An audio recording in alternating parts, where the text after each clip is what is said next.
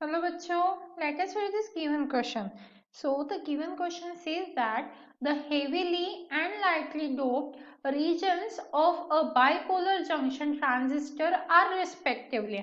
तो देखिए यहाँ पे हमें बाइपोलर जंक्शन ट्रांजिस्टर के बारे में पूछा है, तो थोड़ा सा हम डिटेल में इसे देख लेते हैं ट्रांजिस्टर को कि ट्रांजिस्टर में होता क्या है। ट्रांजिस्टर एक्चुअली हम तीन पार्ट्स में क्लासीफाई कर सकते हैं। पहला होता है एमीटर, दूसरा होता है बेस और तीसरा होता है कलेक्टर। ये है एमीटर, ठीक है, E for emitter, B for base and C for collector. तो ये ट्रांजिस्टर का इंटरनल स्ट्रक्चर हम बोल सकते हैं। अब एमीटर में क्या होता है, एमीटर सबसे हेवीली डोप रहता है, ठीक है।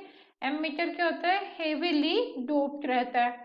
और इसका साइज अगर हम देखें तो साइज क्या रहता है, मीडियम साइज रहता है इसका, मीडियम साइज।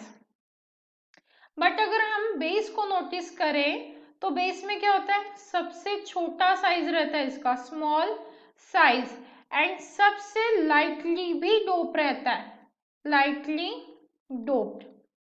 पर वही अगर हम कलेक्टर की बात करें तो आप देख सकते हो इसका क्या है, सबसे ज्यादा बड़ा साइज है, तो लार्ज साइज, और इसकी डोपिंग क्या रहती है, मीडियम रहती है, मतलब मॉडरेट डोपिंग रहती है।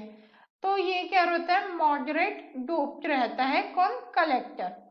अब एमीटर को हेवीली डोप इसीलिए करते हैं क्योंकि उसे एक सप्लायर की तरह एक्ट करना होता है, जैसे चार्ज कैरियर का सप्लायर होता है उस तरीके से उसको एक्ट करना होता है। इसीलिए जो एमीटर है वो सबसे ज्यादा डोप रहता है, और वही कलेक्टर जो है वो मॉडरेटली डोप रहता है, और बेस जो है वो सबसे लाइट डोप रहता है।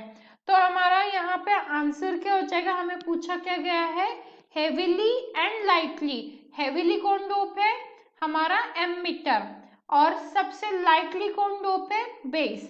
तो एमीटर एंड देन बेस, मतलब ऑप्शन सी जो है वो हमारा परफेक्ट आंसर है। So final answer for this question is option C. I hope you understood it well. All the best.